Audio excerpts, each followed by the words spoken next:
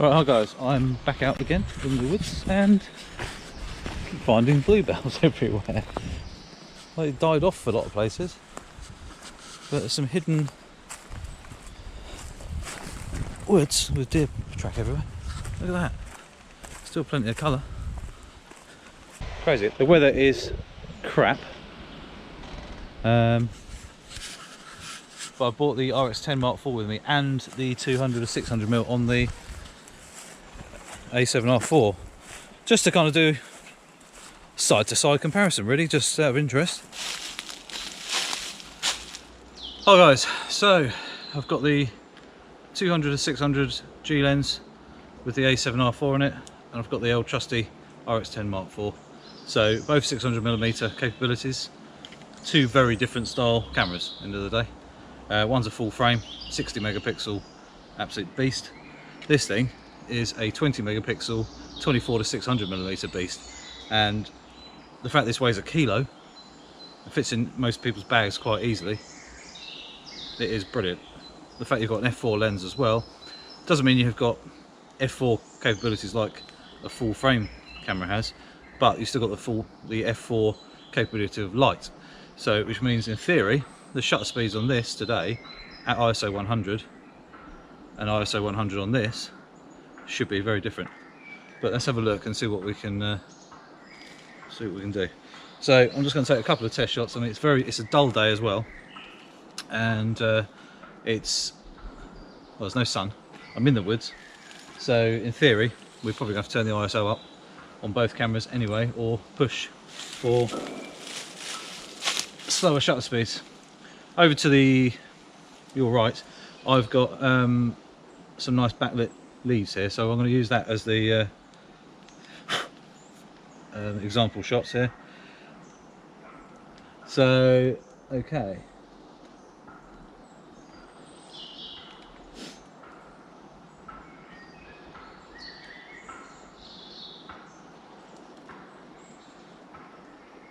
so ideal exposure, ISO 100 f4, I can get away with 100th of a second. Hopefully relatively sharp image. Ideally I probably need to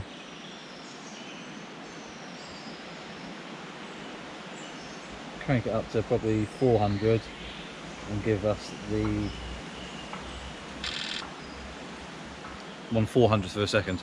So ISO 400, 1/400th of a second, and it's, you know, okay. This is where the difference is. f6.3 kind of thing is going to be a different kettle of fish. So let's crank it up to 400.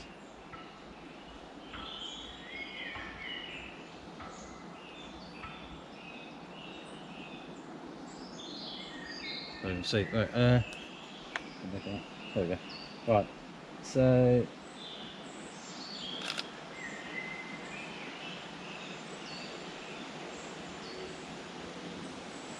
I can see if I can get down to ISO 100, see what the difference is.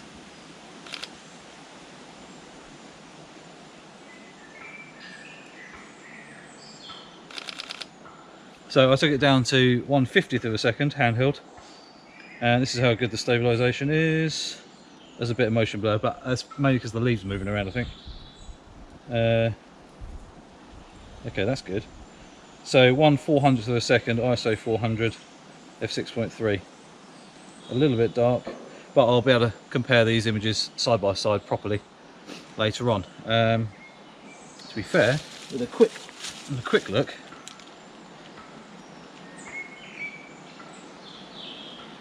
yeah, considerably brighter, but not a huge difference. So if I take that same shot at f6.3, give us the same equivalent image as such. It'd be interesting to see the quality difference shooting ISO differences, and obviously shutter speeds differences, and obviously wide open f4 compared to 6.3. To be honest, both really usable actually. Looking at what I'm looking at the moment through the lens on both cameras, actually fine. Yeah, but I'm gonna carry on around, so keep shooting. I'm probably going to leave this in the bag for the moment and carry on trying to get some shots with this, because I'm trying to get used to utilising a heavier, bigger lens again compared to this. This is so easy to use. I just really want to get my head around using this and getting the best from it. Unfortunately, there's not much wildlife around today, so it might be quite a few still life shots like fungi and leaves and stuff like that, and the bluebells. When I go back to the bluebells, I'll take some comparison shots with this and that as well, and see what's what. But let's go for a walk and see what we can find. The only thing I don't want to do is get lost, but as long as I stay off this path not too far, it's fine. I can go back. This goes all the way down there, so let's have a wander down. Might be a stream or something. Benefit of having a insulated bag. It's not a particularly warm day. It's not cold, but having an insulated bag on my back is actually quite nice. You feel the warmth. So guys, there's a fly just about there on that tree, on one of the leaves, and to get it in focus with the 200 or 600 I had to stand this far back. With the RX10 Mark IV I could stand this far back. The fly is there, or was there, not far away at all. That is about 80 centimetres. Minimum focal distance for the RX10 Mark IV is 72 centimetres at 600 millimetres. 2.4 millimetres, sorry, 2.4 metres is the minimum 600 millimetre on the A7R4. Oh, Mr. Blackbird. So obviously completely different, but obviously reality, the RX10 Mark IV lens is only, I think it's 220 millimeters in real world size. It's an equivalent of 600 millimeters due to the sensor size, so that's how they get around the magnification side of things. So that's how things work, and it works very, very well. Very, very impressed with it. Those two cameras there are seriously, seriously good in different ways. End of the day, RX10 Mark IV designed to be carried and give you as much usability as possible. Lightweight, fast, does everything pretty well. Even do stuff that other cameras can't.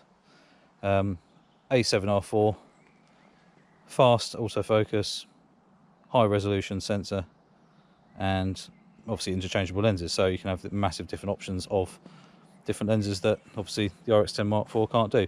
So can't really compare them all that much, but it's an interesting comparison in image quality, if anything, and obviously lens sharpness. So you've also got to take into consideration how sharp the image is, but how deep the image is. So obviously f4 on a 1-inch sensor is, I think, equivalent to, say, f11, f13, something like that. But obviously f6.3 is f6.3. So the depth of field on the 600mm on this one is actually shallower, considerably shallower than the RX10 Mark IV. But sometimes the RX10 Mark IV has produced better images because I can get more light in to the lens, giving me faster shutter speeds, but also gives me a little bit more depth. So for wildlife shots, sometimes the RX10 Mark IV is going to be better.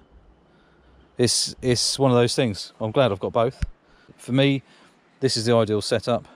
RX10 Mark IV for complete and utter usability, portability, with a huge range and huge features, and also for the A7R4 with different lenses, amazing image quality, and obviously quite a fast autofocus system and everything as well. So as a complete setup for me, it's my absolute perfect system, really.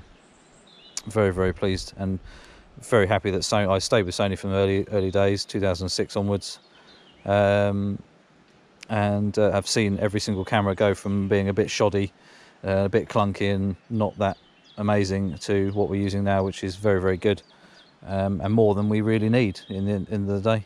Some of the features and the way it does things for us, you know, the speed and everything is incredible, but people still moan, unfortunately.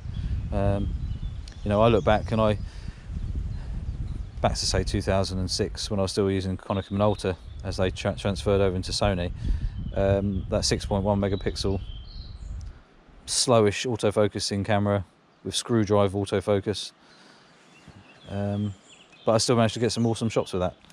2 ants doing something, so I'm just going to get a couple of pictures. This is where I can get the shots with the RX10 Mark IV that this can't do right now because I haven't got a macro lens. So let's get this quick because they're going to make off otherwise. They use a pop-up flash as well. Where are they? There. It's like they're towing something. Tug of war.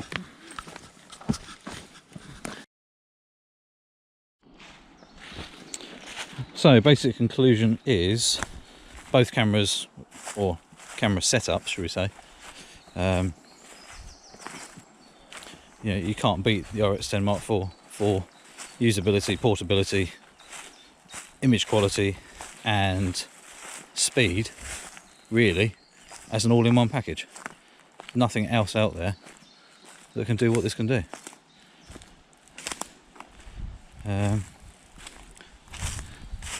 Professional tool, I use it side by side with the A7R4, so you know, why not, at the end of the day. You know, it's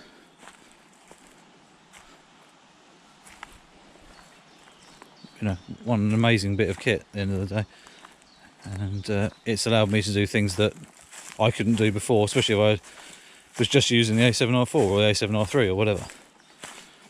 So the other thing as well, which makes the all-in-one camera something like the RX10 Mark IV, could have been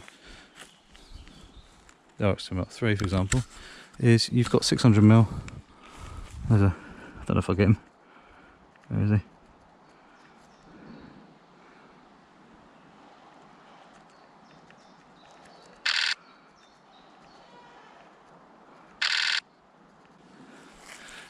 For example, if I had the A7R4 with a 24 to 70mm lens on and a squirrel just ran past like it did then, by the time you've taken your bag off your back, I don't know if you can see that, by the time you've taken your bag off your back, swap lenses, to put a 600mm lens on or a 400mm lens on, the shot is gone. And that is one of the biggest things I noticed with having this camera over a interchangeable lens camera, is how little I miss now. So for me, if I'm going for a walk like this, for example in the woods, just as pleasure, getting in and about, you know, just for a bit of exercise, taking this camera with me that only weighs 1 kilo is a no-brainer. You know, I stopped, I watched the squirrel run because it saw me, it stopped on the side of the tree, I spotted it, zoomed in, took the shot, or a few shots, and I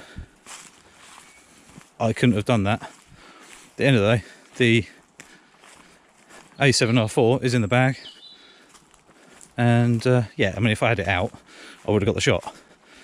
But so many times, probably I couldn't count on my fingers, where I've had a wide-angle lens on and something awesome's happened, and there's no point me even trying to take a picture of it, you know.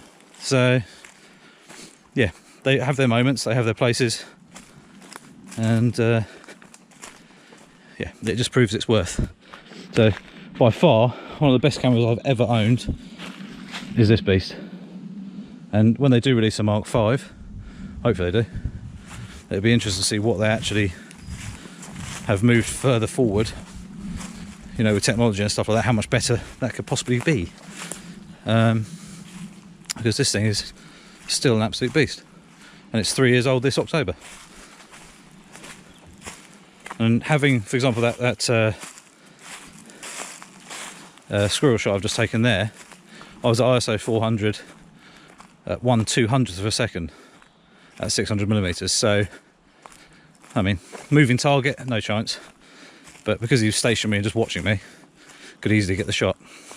So here's just a couple of other shots that I took when I got home. These are all on the A7R4 with the 200 to 600mm. Turns out that birds like muesli, so I just put a bit of muesli out on the side, and they all come in left, right, and centre. This is a 16:9 crop, just so it fits. Yeah, really pleased with both the lens and the camera, as well as the RX10 Mark IV. So I think this just shows you that how technology has come a long way in the last 10 years, and even though the A7R Mark IV, for example, is one hell of a beast, the all-in-one camera that is not cheap is really well set up and can produce some seriously amazing images, and it just shows you how well you can have either or and still capture some amazing shots. So don't forget to click that subscribe button. Any questions about any of the cameras I use or lenses or anything, feel free to ask, and I'll do my best, and I shall see you soon.